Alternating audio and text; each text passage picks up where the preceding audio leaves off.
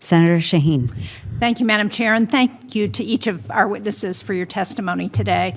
I have to say I agree with the premise that each of you have outlined about the threat that China poses to our innovation and the importance of the SBIR program and reauthorizing it in ensuring that we continue to innovate.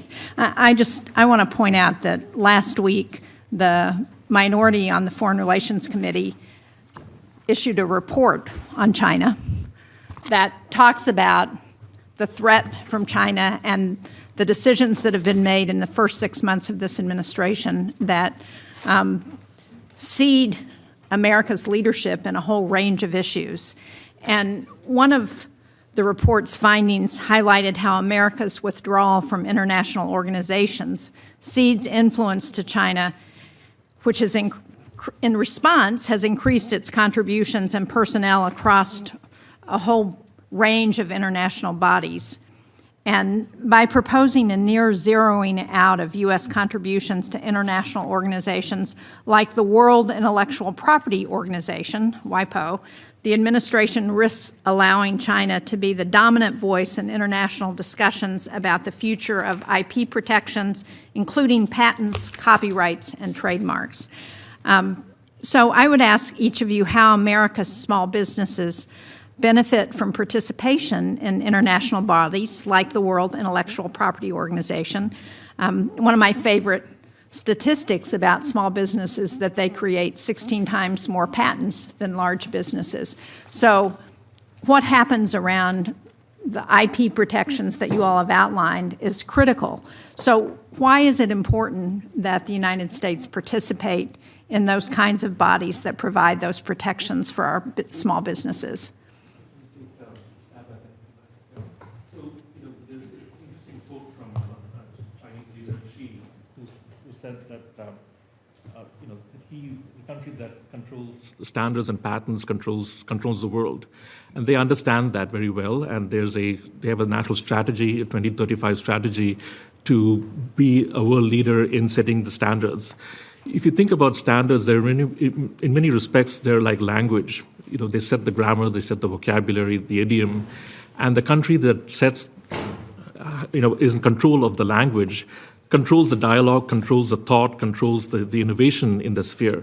So it's extremely important that the United States, which has long dominated the standard setting, environment, the institutions, sort of wake up and reassert itself.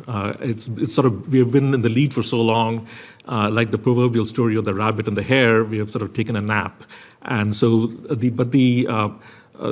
relevant agencies need to be prodded, hopefully from here, and to sort of take a leadership and make sure that we are ably represented, that the people who are in these standard-setting organizations are trained, and that we take a much more active, proactive role in the IP. We have a very strong still in our innovation system research IP. We're an IP machine in many ways, but we need to also have a standards part of that equation to make sure that our ideas are dominant and that we have that advantage of being the standard setters. So if we don't pay our dues to WIPO by the end of this year, we run the risk of not being able to participate again. And what kind of a disadvantage does that put the United States businesses in if that happens? Well, if somebody else is writing the rules by which you have to play, that certainly puts you at a disadvantage. So that's not a situation where you want to be. Thank you.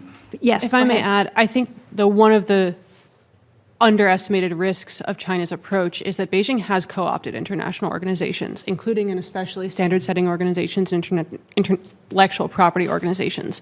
And Beijing does so with the benefits of its centralization and scale that means that even an activated U.S. approach to those organizations doesn't have any hope. China floods the ITU with members who are paid. They've pre-decided what standards they're going to form, which means that just by engaging in these standards, the U.S. in these organizations, the U.S. will be at a disadvantage. So the hope that the U.S. can claim is by extracting China from a system that has manipulated and restoring its integrity such that activities go in a way that follows their actual rules and intent. But if we're not at the table, how are we going to extract China, and how are we going to hope to compete if we're not even there? We need to establish organizations that don't have China in them, or find ways like... But again, how do we do that if we're not there to address the rules of those organizations and to establish that ability to make sure that China doesn't participate? You don't have to be part of an organization to launch a new one.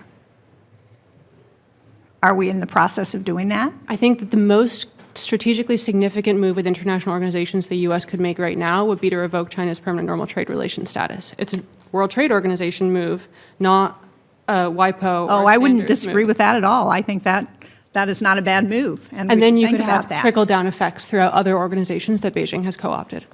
Very good. Thank you. That'll be our next project. So thank you.